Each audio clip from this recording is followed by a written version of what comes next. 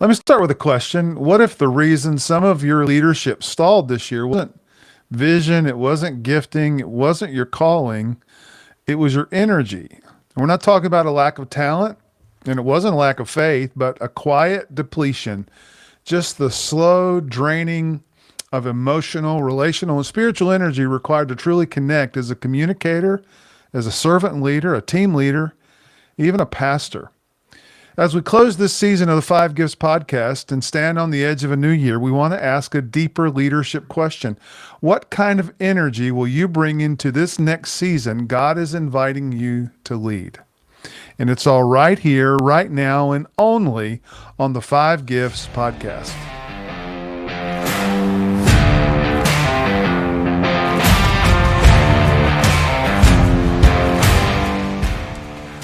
You're listening to the Five Gifts Podcast, a weekly show designed to equip leaders in the Spirit-filled church. I'm Bruce Ritter, and along with my co-host Charles Russell, we offer insights for leading the local church in the fullest expression of Jesus.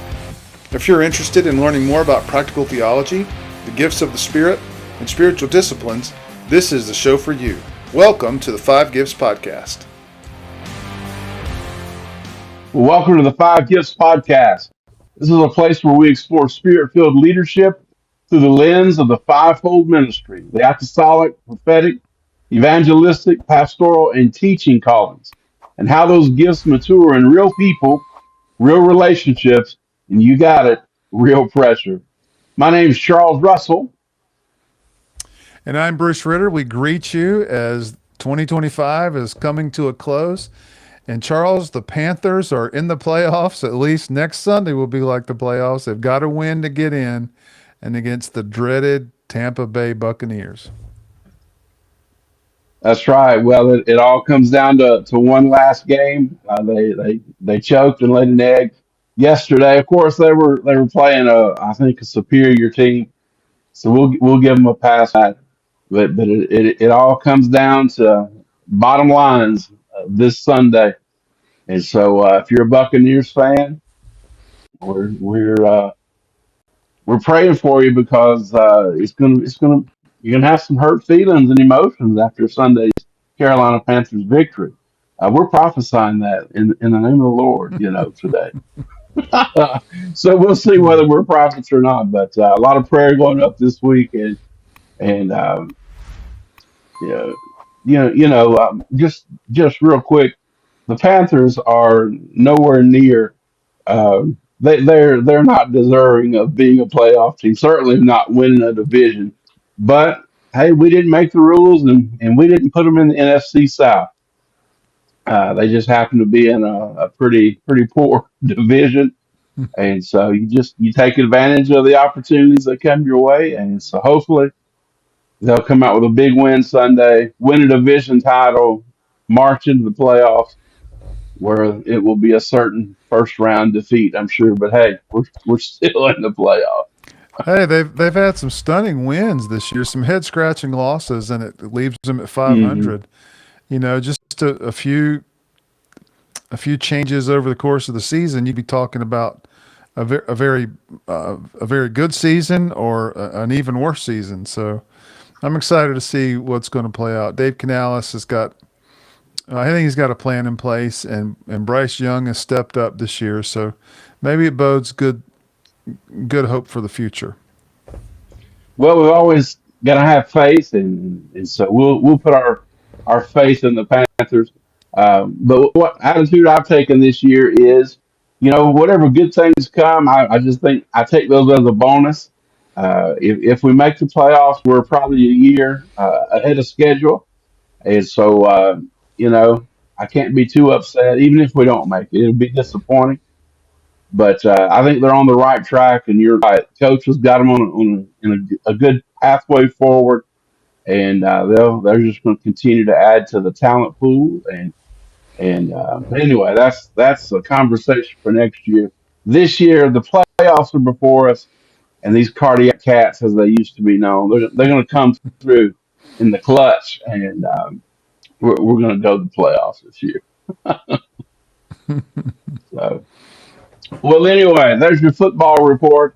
that you didn't ask for, but we joyfully delivered to you. We got a great episode lined up today. This is a special episode. This is our season finale. We're intentionally slowing down. It's not about a strategy for the next quarter. This is all about a posture for the next year. So we're going to draw from some great leadership insights that are related not to just communicating as a leader, but also genuinely connecting with the people that God calls us to lead, especially from the idea that connection always requires energy. Yeah, that's exactly right, Charles. And as leaders, we tend to measure success by output. The sermons that we preach, the initiatives that we launched, the people mobilized, the numbers that we accumulated or we lost. But scripture and experience both tell us that influence flows through relationship, and relationship always costs energy. So today we want to reflect on, what it means to finish a season honestly and start a new one with some intentionality. So we want to start off today by saying that connecting as a leader is intentional. It's not accidental. It doesn't happen just because you accidentally have skills to connect better than others. No, every leader has to bring a certain degree of intentionality in the way they connect. And that's one of the most important leadership realizations. It's simply that connection happens intentionally. It doesn't happen automatically. You can communicate clearly and still never connect. You can have the right bullet points. You can say the right things. You can have the message that sums up things with clarity and intrigue. But as well as you can communicate, as clearly as you can communicate, as well as you could lead with competency, you can still have a relational distance between you and the people that you're called to influence. And as leaders, that's not something we drift into. We don't drift into connection, decide to move forward and move toward it. So in the New Testament, we have example. I mean, it's everything from Jesus being intentional, going to each disciple and saying, come and see, come and follow me. And Paul doesn't just teach churches, he initiates relationship. And you can read his letters, and in every letter there it's filled with the names of people that he had relationship with. And he remembers stories. He has an emotional investment. You can tell when he's writing Timothy and he's talking about Timothy's commissioning that Paul didn't just lay his hands on a minister to recognize gifts in him. He imparted something to Timothy, and that really just shows a deep connection. So connection always begins with a choice that simply says, I'm going to move toward people, even when it costs me. And that means going out of my way to spend extra time with people. It means giving up some of the precious. We say time is money. Man, one of the huge costs with people is time. It's not trite. It's not pocket change. That's deep value in your leadership. And when you devote it to people, you're definitely communicating the value that you place on them. So again, meaningful connection doesn't happen by default. We have to choose to expend our energy to connect with people. Passive communication, it can convey the right information, but it's connection that requires engagement. So if you want to connect with people that you're leading, you've got to initiate it. You've got to communicate that they are valuable to you and that they can see that in the energy that you're putting toward your influence with them. So as we reflect on the year behind us, there's an honest question I think it's important to ask. And one easy one would be, where did I assume connection would just happen? And then as you look ahead, think about the ways that you can and the people that you need to be more intentional with. Yeah, those are some great questions that to ponder on, to chew on. And that intentionality, Bruce, you're talking about, it raises another question, and it's this: why do some relationships receive more energy than others? And I think the answer to that is that energy flows toward what we value. Energy reveals priority in our lives, and so we spend energy on what matters to us, on what we believe will produce a return, what brings meaning and fulfillment, what provides security. In leadership, that can be a dangerous dynamic because it's easy to invest energy in platforms or outcomes or systems while unintentionally neglecting people. And here on this podcast, we hold Jesus as the standard. So as we look to Jesus, what we see is that He reverses that instinct within us. He pours Himself into 12. Jesus slows down for one. He notices those that others overlook. Um, and so this whole idea of energy flowing toward what matters most, people naturally invest energy in what they value. Um, Leaders who genuinely care about people will willingly spend emotional, mental, and relational energy to connect. I think about just my ministry, my time in pastoral leadership, the the times that I've been intentional about connecting and expending energy in a relationship, that's where I've seen great lift and great increase in my leadership, in my relational connectivity with people, and that's where I've seen great fruit in ministries when I've spent that kind of intentional leadership capital relationally connecting with people.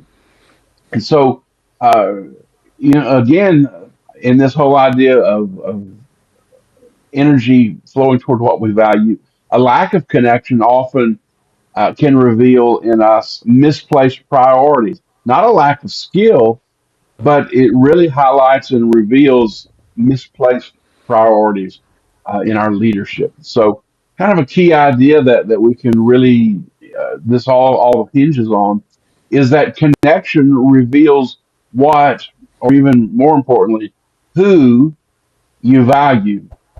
Connection reveals what or who you value. And so, as we close the year, just a few days left, some questions that as leaders can be very valuable and beneficial for us is what or who received the majority of my energy this year? Uh, what projects or who are the people, who are the other leaders, who are the people we're training in ministry or in leadership, who received the majority of my energy this year? That's a great inventory question to really begin to reflect on, begin to think through. Go back and look through your calendars and your meetings. Go back through this year and think through people you spent time with. Who received the majority of my energy this year? What a great question to ask. And then just as importantly, the converse of that question is what or who did not receive the majority of my energy this year. So begin to assess who received the majority of that energy, but then also begin to identify who did not. Um, who did I neglect this year, or what did I not give enough energy to? Is there a project? Is there a person that just did not receive the energy and relationship that they needed?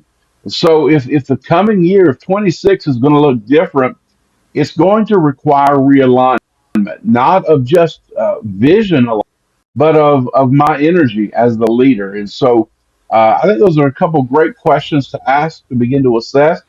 And that will also help me, it helps all of us begin to realign, not just in vision, but in how I'm expending energy in the new year. That's a good point, Charles. Just our discussion today, it reminds me of Gordon MacDonald's book, Recovering Your Spiritual Passion. And in that book, he talks about the truth in leadership is that, your spiritual vitality, and I'm relating this to energy in leadership, is that it has to burn in you all the time.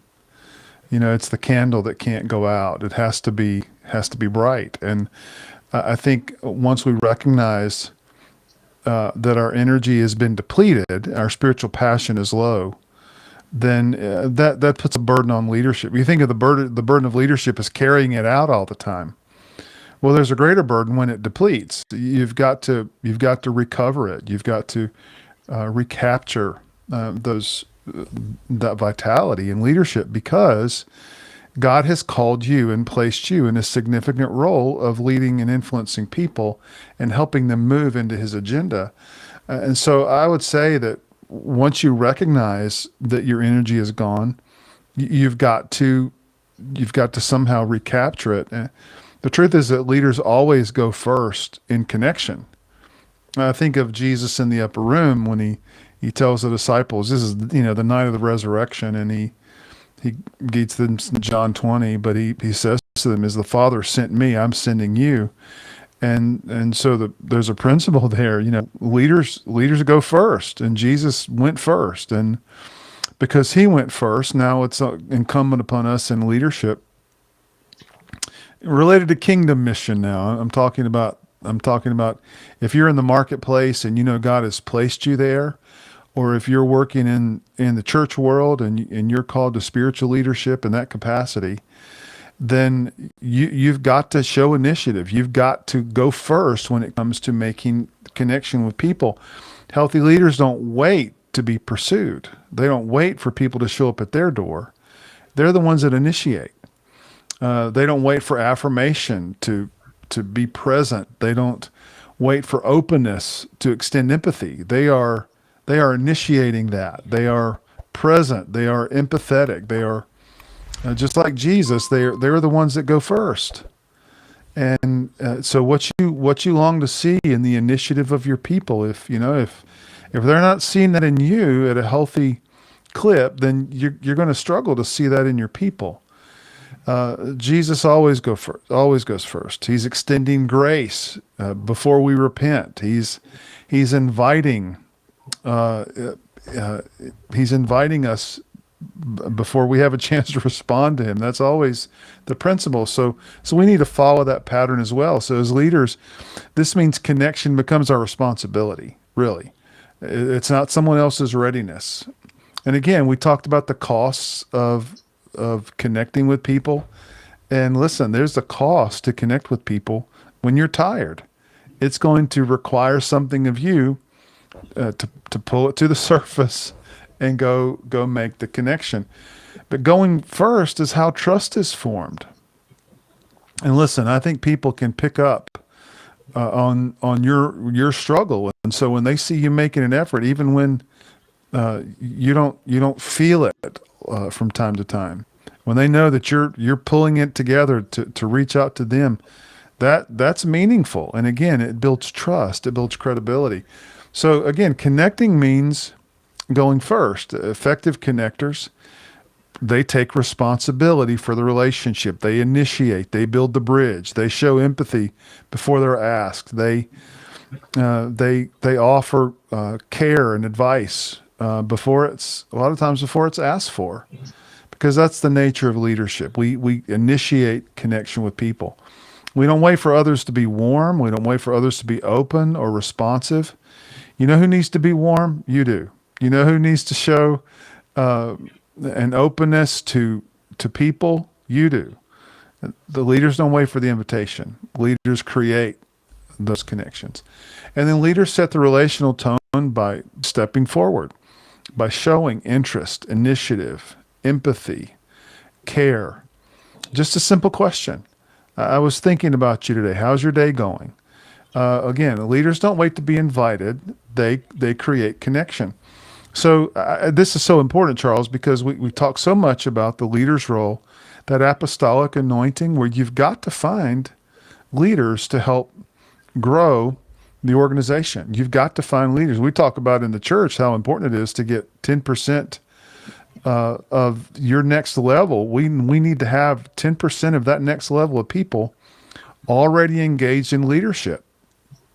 And so you've got to initiate that. You've got to find those leaders and recruit them and connect with them and begin to bring them together and build your cohesive team. So again, you don't wait to be invited into a relationship with people. You create that with people. So as you look ahead to the new year, something to consider is who might God be inviting you to move toward, even without guarantees, even without the sense that they've shown any readiness, but just a sense of, as you listen to the Holy Spirit, who are the people that God is inviting you to move toward. Yeah, that's a great question to think about. The My only problem with that question is you put a little caveat on there, Bruce, that says even without guarantees, and man, that's hard. I like guarantees. I want to know that if I'm going to move forward in faith, that someone's going to be there to receive that and reciprocate that same kind of movement, But um, what a great concept and principle you're teaching us to who's God asking us to move toward? Who's God asking us to initiate to make the first move toward in the new year? And of course, going first isn't it's not just a behavioral choice. It requires emotional capacity, right? So connection requires a certain level of emotional energy from us as leaders. The truth is that none of us can connect deeply while remaining emotionally disengaged. It just doesn't happen. So leadership drains emotional reserves.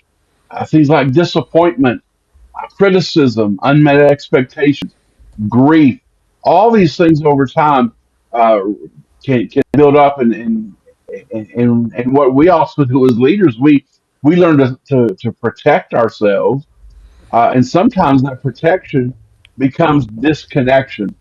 And so we've got to be very careful that we don't fall into that trap of in the act of protecting ourselves as a leader, Hmm. that we're also removing and disconnecting ourselves relationally. Uh, Emotional withdrawal, it always reduces influence.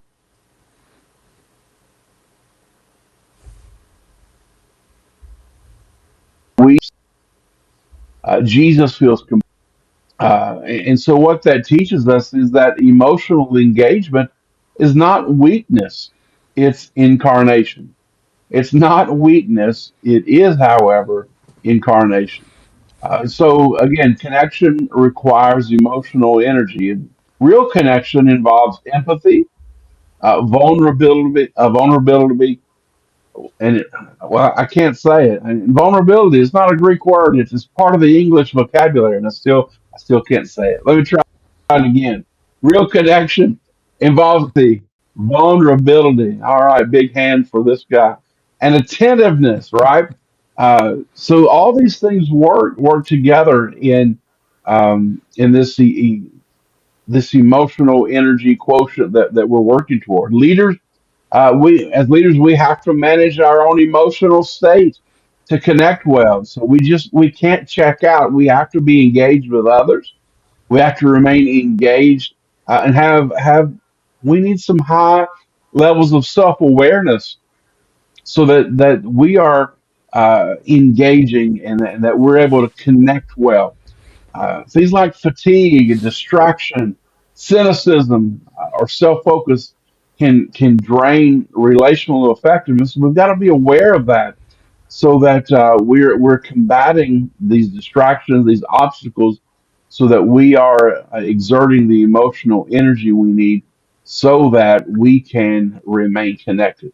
So so again, this in this section, he's kind of hinging around the idea of leaders cannot connect deeply while emotionally disengaged. We have to be connected and engaged emotionally. So as the new year approaches, as we move into 2026, leaders, let's ask these questions. All right. Number one, what emotions am I carrying that need to be acknowledged before I lead again? All right. So as we get ready to jump into this new year, what are some emotions that I'm carrying that I'm holding on to? Maybe that I'm hiding, and um, what are some of these emotions that, if not acknowledged, can cause some difficulty for me? What needs to be acknowledged? What needs to be addressed so that in 26 I can lead with my best foot forward? Because unattended emotions, they'll always surface somewhere, and oftentimes in ways that we never intended.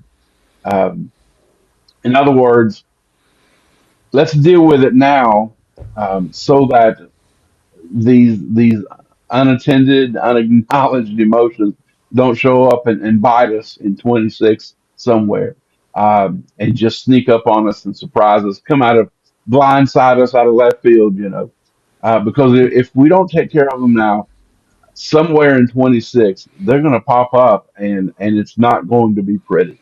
So I would just encourage all of us, uh, take take some more assessment, reflect through some of these questions, so that we are dealing with some emotions that will try to rear their ugly head in 26.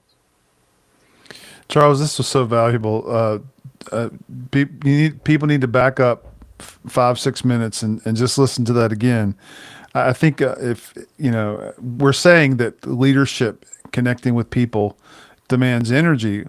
What we're not saying is do it from a place of not being healthy. Yeah.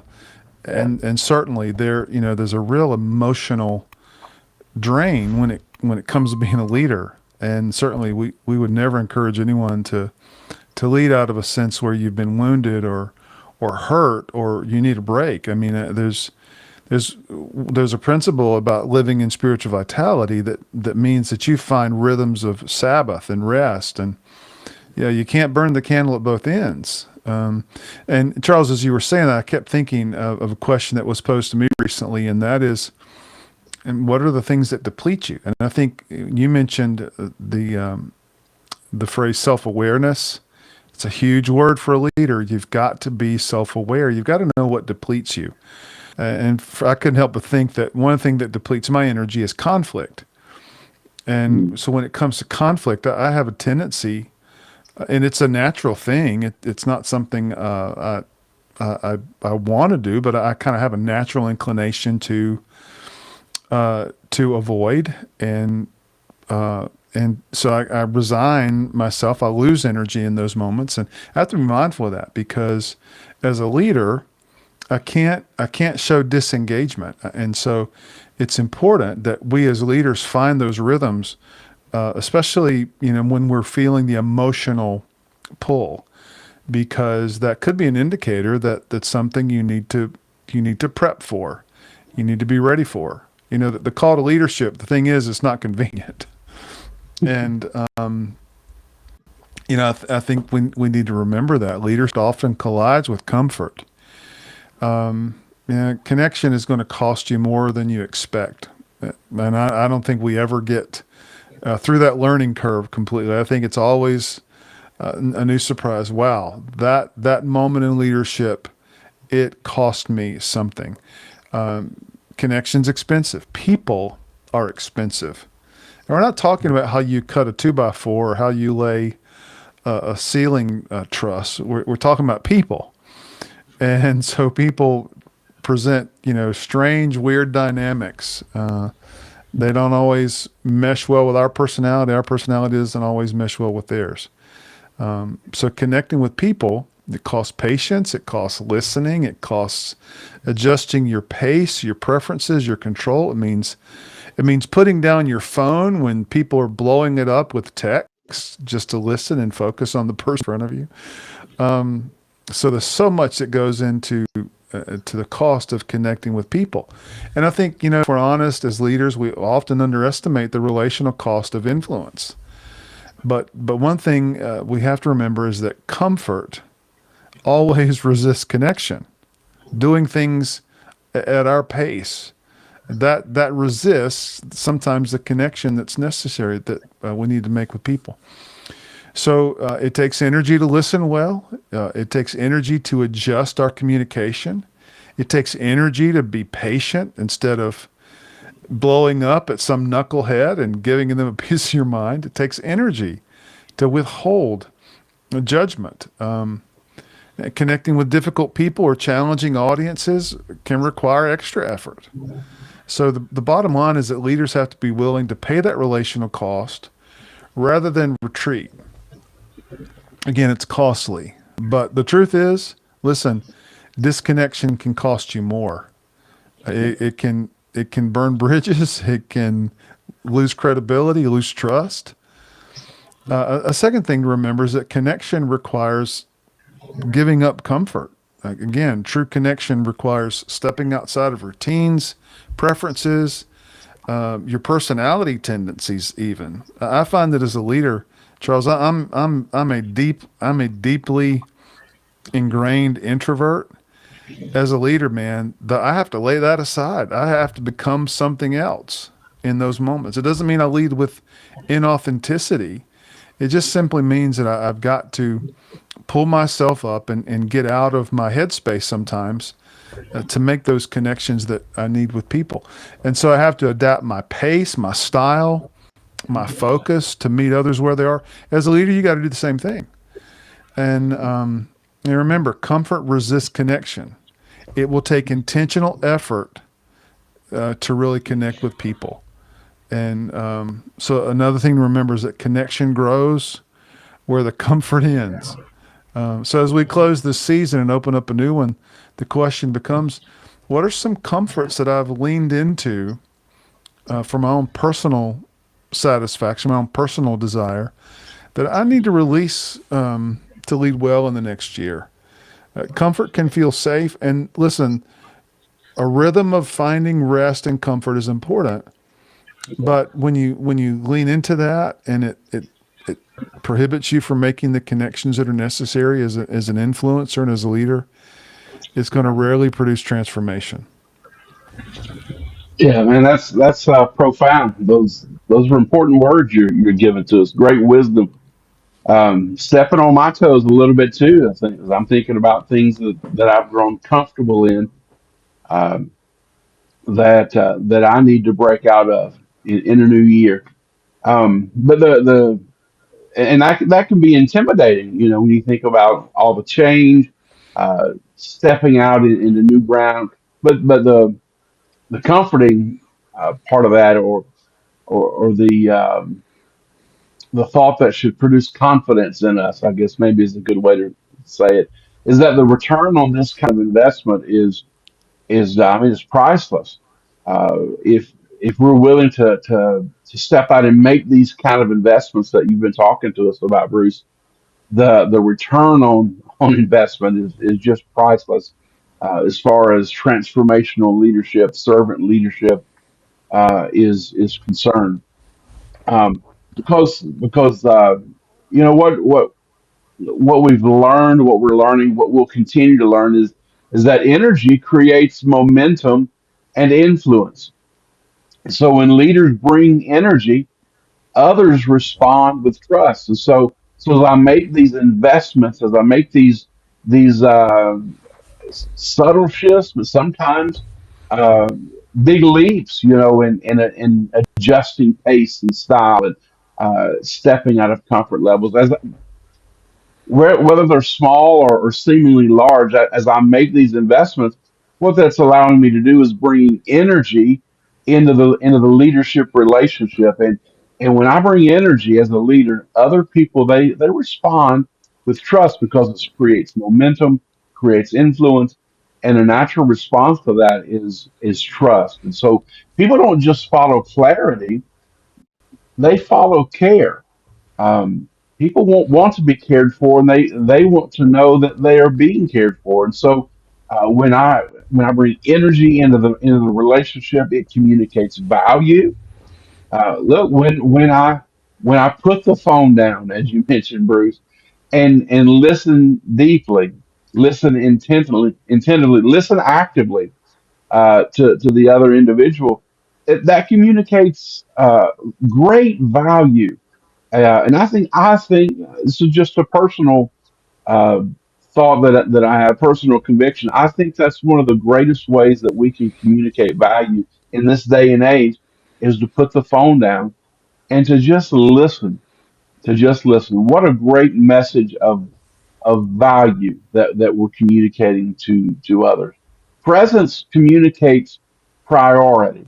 Presence communicates priority. So what we want to highlight is that connecting it's not just a book we read, it's not just a lesson we learn.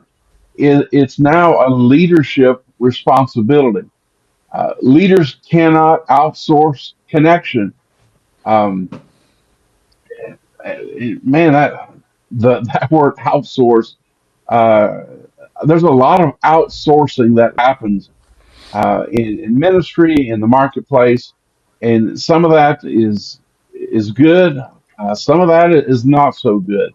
And I think when we outsource relationship and outsource um, intentional connection, that's never a good thing. Um, I mentioned this in a meeting, Bruce, that you and I were in a couple weeks ago now, and I was just talking about how at Easter of this year in 25, after Easter, there's a few forums that I kind of follow, and in these forums there are all kinds of pastors and church leaders with one with one big complaint, and that complaint was um, we had a great crowd, record crowds, but we didn't get any kind of address or follow up information because no one scanned our QR codes. We spent all the money and put the banners and the messaging all around the facility, and we had them in the sanctuary. We had the QR codes, and and what they discovered was they they replaced or they outsourced their relational connection for a Mm, QR code. And I think QR codes are great, but oftentimes we try to outsource everything, and so now it becomes the tail wagging the dog, and you can't outsource relationships and relational connections. So yeah, use QR code, use technology, but not to the neglect of intentional relational connection. So again, connecting is a leadership responsibility. Position alone does not create relational buy-in. How many times have you been in a meeting and the leader uh, says, you know, they trusted in their organizational title to create vision buy-in? Well, that's a low level of leadership. Position alone does not create relational buy-in. It takes intentional connection. It takes relationship building to produce that. When leaders invest energy in connection, influence naturally follows. Again, what we're talking about is that leadership without connection limits a leader's influence. And look, we for every one of us that's leading in 26, our prayer and our desire is that we have multiplied influence and leadership in 26. And so whatever level you're leading with influence this year, our prayer and our desire is that God multiplies that exponentially for you. But that's going to come through the investment of energy and connection. When those investments are there, influence naturally follows. So we don't want your leadership uh, limited in influence because of a lack of connection. So the return on relational energy is influence. When people feel connected, here's a few things that happen. Number one, they listen more closely. They might lean in a little bit longer, right? They trust more deeply and they follow more willingly. So energy invested relationally, it multiplies one's leadership effectiveness. Again, here's the key idea here, right? Connection is the bridge between communication and influence. So be a bridge builder in the new year. Be a connector. As the new year begins, they're not going to only listen to what you say, they're going to feel how you lead. So the question is not whether you'll spend energy, but where are you going to spend that energy? Charles, tremendous insight, and especially the not just the last point, but the point prior to that. That leadership without connection limits influence, and I just think that's so valuable. And we want to leave that with our listeners today. What I think an appropriately timed issue to talk about as we say goodbye to 2025 and hello to 2026. And as we close this season, we want to leave you with a reflective question, one we encourage you to respond to in the comment section. Simply this: where is God inviting me or you to reinvest relational energy in the coming year of your leadership? This is not about more activity. It's not about more noise. It's about really connecting with people on a much deeper level. Absolutely. If you're sensing that your leadership needs a bit of recalibration, emotionally, spiritually, relationally, we want you to know that you don't have to navigate that journey alone.